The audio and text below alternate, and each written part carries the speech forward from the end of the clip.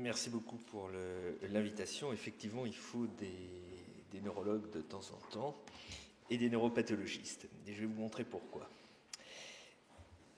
Alors, je pense que c'est une petite flèche. Bon, c'est le rouge, le bouton. Voilà. Oui, alors donc les neuropathies, je vais vous parler essentiellement des neuropathies amyloïdes familiales, liées à la transthyrétine.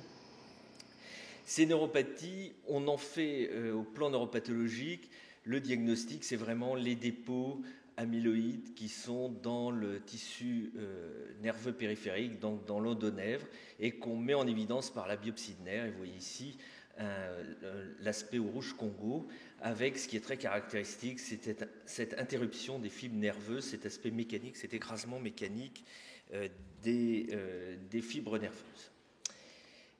Alors, ces neuropathies, quand on les regarde, on a toujours une perte en fibres nerveuses qui est absolument massive, comme vous voyez ici. Normalement, on a des gaines de myéline qu'on voit qui sont côte à côte, comme des saucisses alignées chez votre charcutier. Et bien là, vous voyez qu'il n'y a absolument plus rien.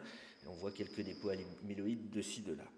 Et donc, en fait, là, c'est une vraie difficulté puisque on a une axonopathie qui est très sévère, ce qu'atteste la perte en fibres nerveuses, et ça veut dire qu'on est à un stade avancé, donc c'est à peu près le cas le plus régulier quand on fait un diagnostic d'amylose sur une biopsie de nerfs.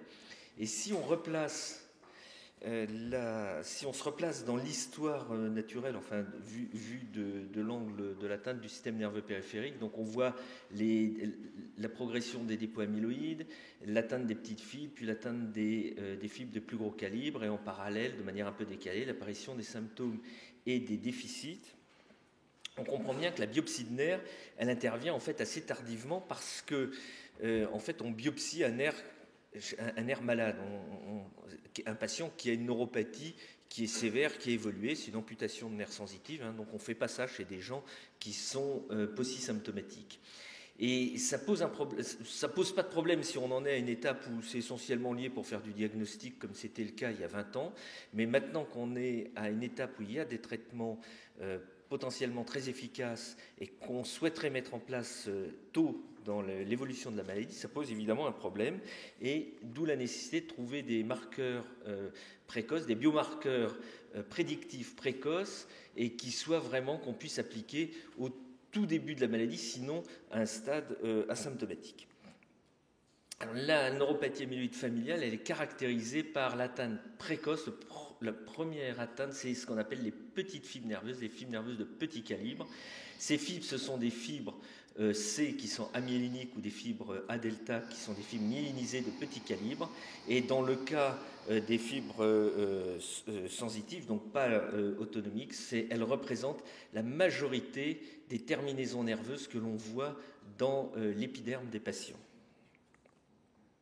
Alors donc l'exploration de ces neuropathies des petites fibres, donc c'est quelque chose qui paraît être extrêmement utile pour faire un diagnostic précoce de neuropathie amyloïde. Il y a deux approches. Il y a une première approche neurophysiologique qui consiste à utiliser des techniques, des procédures spécifiques d'évaluation de l'atteinte des petites fibres. Il faut savoir que l'électromyogramme standard n'évalue pas les petites fibres, et donc pour cela on utilise des potentiels évoqués laser, des techniques de quantification des seuils de sensibilité, les réponses cutanées sympathiques qui sont remplacées maintenant par l'impédance-métrie, et puis la variabilité du rythme cardiaque.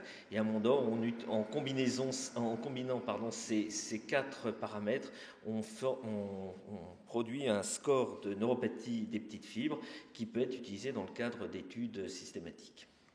Alors l'autre approche qui est en fait historiquement l'approche de référence, la technique de référence, elle est histologique, c'est la technique de quantification de la densité des fibres nerveuses intraépidermiques sur biopsie cutanée. Alors c'est une technique qui est un petit peu qui a eu du mal à passer en routine parce qu'elle suppose d'utiliser des coupes de peau épaisses sur lesquelles des coupes épaisses de peau plutôt sur lesquelles on fait un immunomarquage des fibres nerveuses, et on va calculer, on va compter le nombre de fibres dans l'épiderme et le rapporter à la longueur d'épiderme comptée, et comme ça on obtient cette fameuse densité en fibres nerveuses intraépidermiques.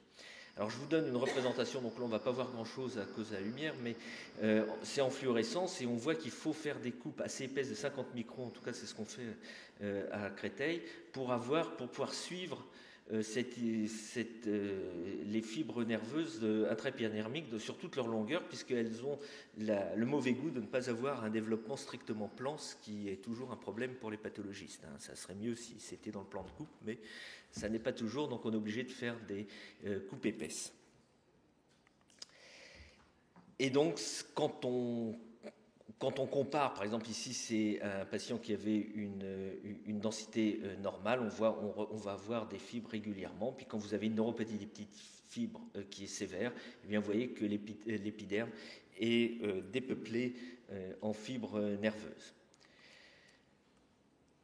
Donc le marqueur, le TRPV1, c'est le récepteur de la capsaïcine, qui est un marqueur spécifique des fibres de type C. Il a été montré que ces fibres intraépidermiques étaient majoritairement, à plus de 80%, des fibres de type C. Donc c'est vraiment un marqueur très fiable de mesure de l'atteinte des fibres amyéniques. Le vrai problème, il est sur les valeurs de référence. Et pendant longtemps, on a galéré, on a utilisé des valeurs qui étaient très approximatives. Et en 2010, a été publiée une vaste étude multicentrique qui, c'est un peu dommage, n'a pas inclus de centre français malheureusement, qui a évalué 500 contrôles, moitié homme, moitié femme, et qui a donné des ABAC avec des valeurs de référence de la densité en fibres nerveuses intraépidermiques distales, sur des biopsies qui sont réalisées au niveau uniquement de la cheville. Et comme vous pouvez le voir, ça varie. Donc cette densité, elle va dépendre de l'âge et du sexe du patient. C'est-à-dire qu'on n'a pas les mêmes valeurs pour les hommes et les femmes, et ça décline avec l'âge. C'est sans lien avec le poids, la taille et ni l'index de masse corporelle. Et le rôle de facteur ethnique éventuel n'a pas été testé dans cette étude, ce qui est peut-être un peu dommage. Alors à Mondor, nous avons avec Violaine évalué une cohorte de sujets avec des mutations de la transthyrétine. Donc c'était d'une part des patients qui avaient une neuropathie amyloïde familiale tout à fait avérée, et puis des porteurs asymptomatiques de mutations MET30. Alors actuellement, on a augmenté la cohorte. Ça, ce sont donc des résultats qu'on peut considérer comme préliminaires, mais vous verrez, c'est intéressant. Donc les patients, ils ont une évaluation qui a comporté des scores cliniques, le score neurophysiologique que je vous ai indiqué, et puis une mesure de la densité d'innervation cutanée, à la fois distale et proximale, puisque de manière classique, on fait une biopsie à la cuisse et une biopsie à la cheville. Et puis chez les porteurs asymptomatiques, c'était bien sûr l'électrophysiologie et l'histologie. Donc qu'est-ce qu'on voit ? Eh bien, si on résume très simplement, on voit qu'il y a une très bonne corrélation sur l'ensemble de la cohorte. Il y a une très bonne corrélation entre les scores cliniques, la densité de fibres nerveuses intraépidermiques distales et les scores neurophysiologiques. Donc tous ces paramètres, qu'on les croise dans tous les sens qu'on veut, vont très bien corréler. Un élément extrêmement important, et là ça rejoint un peu la discussion qu'on a eue tout à l'heure, c'est qu'on va mettre en évidence des dépôts amyloïdes sur la biopsie cutanée.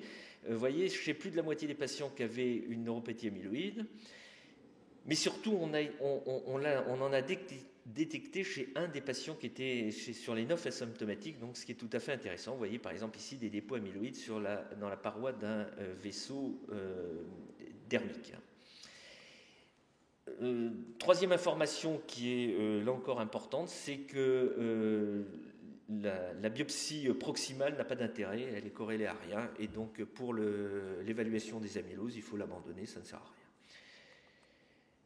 Quand on place nos patients sur les ABAC en fonction de l'âge et du sexe, eh bien, vous voyez, la répartition des patients, ça c'était les patients avec une neuropathie amyloïde, mais on voit que les 2/3 ont des valeurs qui sont en dessous du 5e percentile, donc on peut considérer comme résolument abaissé. Et ce qui est intéressant, c'est qu'on va retrouver le même pourcentage chez les porteurs de mutation de MET30 des porteurs asymptomatiques. Donc vous voyez, ils se retrouvent à des valeurs, certains à des valeurs très basses.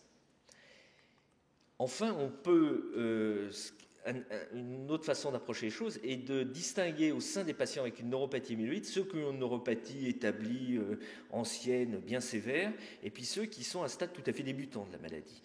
Donc, logiquement, les patients qui ont une neuropathie sévère, ils ont une innervation cutanée qui est très diminuée. Mais ce qui est intéressant, c'est que quand on compare les sujets qui ont une neuropathie débutante avec les sujets asymptomatiques, eh bien, on voit qu'ils ont à peu près le même niveau d'innervation. Donc, probablement, c'est un marqueur très précoce de développement de la neuropathie. Alors il s'agit de valeurs normalisées en tenant compte du sexe et de l'âge des patients par rapport au 5e percentile. Donc un premier niveau de conclusion, c'est que la densité des fibres nerveuses intraépidermiques distales corrèle avec la sévérité clinique et électrophysiologique. L'innervation cutanée distale va être diminuée chez les porteurs asymptomatiques de mutation MET30. La biopsie cutanée peut mettre en évidence des dépôts amyloïdes, ce qui est un autre intérêt de sa réalisation. Et nous pensons que ça pourrait permettre d'identifier de manière assez précoce des sujets qui seraient à risque de développer une neuropathie amyloïde et de fait deviendraient les meilleurs candidats pour la mise en place précoce de traitements spécifiques. Alors, dernier point que je voulais présenter, on a transféré notre technique chez Assouri. Alors, chez Assouri, c'est un petit peu plus compliqué, paradoxalement, parce qu'on prend sur le coussinet plantaire, et le coussinet plantaire, il est très irrégulier. Alors, on a commencé par tester la densité, l'innervation épidermique sur l'ensemble de la plante, il y a une grande variabilité, et donc on s'est limité juste aux coussinets digitaux, qu'on peut prélever avec un punch classique de dermatologie, vous voyez, à petite taille, hein, bien sûr, et on arrive à avoir une technique très simple, on utilise le même protocole que chez l'homme.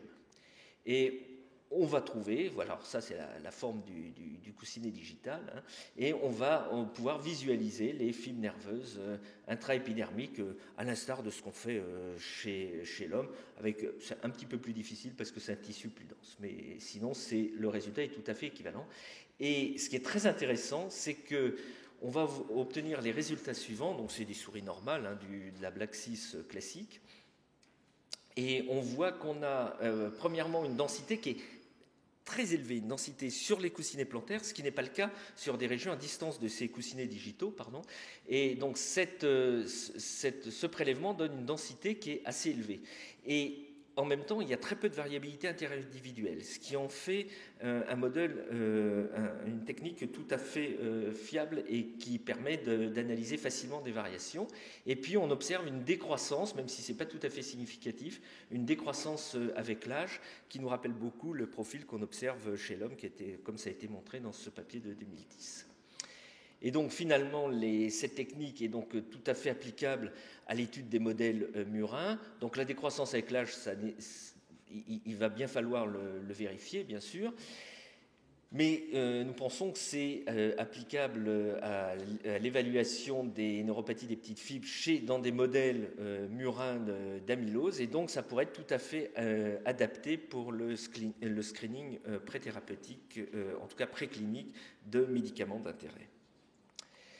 Voilà, donc je terminerai en remerciant bien sûr toutes les personnes qui ont été impliquées dans ce travail, en particulier au sein de mon équipe, Madame Baba Amer, technicienne, et puis l'étudiante Anne-Laure Mazia-Livois, qui a travaillé sur la souris. Je vous remercie de votre attention.